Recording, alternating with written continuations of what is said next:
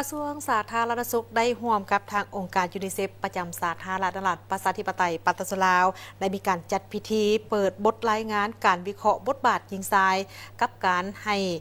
วัคซีนกันพยาธิหอบปกติวัคซีนป้องกันมะเร็งปากมดลูกและวัคซีนกันพยาธิโควิด -19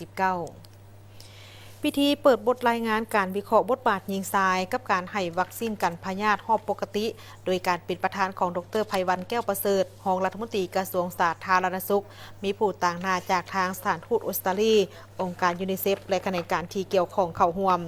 ผ่านมาสาธารณรัฐประชาธิปไตยปัตตานีลาวแม้นได้สร้างความคืบหน้าอย่างใหญ่หลวงในเวกงานสาธารณสุขโดยเฉพาะก็แม่นการกันพยาธิการซักยาวัคซีนกันพยาธิซึ่งปัจจุบันนี้สาธารณรัฐประชาธิปไตยปัตตานีลาวมีอัตราการซักวัคซีนป้องกันพยาธิมะเร็งปากมดลูกหรือ HPV และโควิด -19 สูงกว่าค่าเฉลี่ยในภาคพื้นมีอัตราการซักวัคซีนกันพยาธิมะเร็งปากมดลูกสูงถึง 95% เทียบกับค่าเฉลี่ยของภาคพื้นซึ่งตกอยู่ที่ 22.5% แต่ถึงอย่างไรก็ตามผลของการค้นคว้าใหม่จากองค์การยูนิเซฟนี่ได้ให้คำแนะนำว่าถ้าจะรักษาความคืบหน้าเอาไว้ต้องมีการส่งเสริมการซักวัคซีนกันพยาธิต่างๆไปพร้อมๆกับการส่งเสริมความเสมอภาพระหว่างหญิงชายผลของการค้นคว้าใหม่ที่มีชื่อว่าการวิเคราะห์บทบาทหญิงชายในแผนงานการซักวัคซีน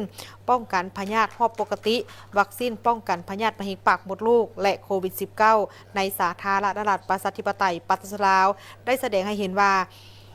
ความเสื่อต่างๆทางสังคมและวัฒนธรรมความกดดันทางด้านเศรษฐกิจและช่องว่างในการเข้าถึงข้อมูลการบริการสุขภาพนั้นเป็นอุปสรรคต่อกับการเข้าถึงวัคซีนโดยเฉพาะก็แม่นสำหรับแม่หญิงเด็กหญิงและชุมชนชนเผ่าในโอกาสดังกล่าวนี้ดร.ไพวันแก้วประเสริฐก็ได้กล่าวว่ากระทรวงสาธารณสุขและรัฐบาลแห่งสาธารณรัฐประชาธิปไตยปัตตานีลาว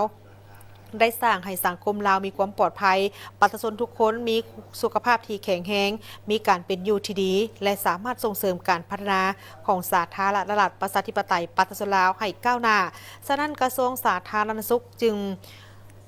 ลงทุนกับเวียกงานการซักวัคซีนการพยาธิต่างๆอย่างต่อเนื่องเพราะมันเป็นปัจจัยพื้นฐานที่สำคัญในการมีชีวิตที่ดีของพวกเขาวัคซีนช่วยให้เด็กและผู้ใหญ่หลายล้านคนปลอดภัยจากพยาธิห้ายแหงที่สามารถส่งผลเสียต่อกับสุขภาพเหตุให้พิการหรือเสียชีวิตได้ทั้งหมดนี้กระทรวงสาธารณสุขและรัฐบาลแห่งสาธารณรัฐประชาธิปไตยปัตตานีลาวมีจุดประสงค์สร้างให้สังคมลาวนี่มีความปลอดภัยประชาชนทุกคนมีสุขภาพที่แข็งแรงมีการเป็นอยู่ที่ดีและสามารถส่งเสริมการพัฒนาของสาธารณรัฐประชาธิปไตยปัตตานีลาวให้ก้าวหน้า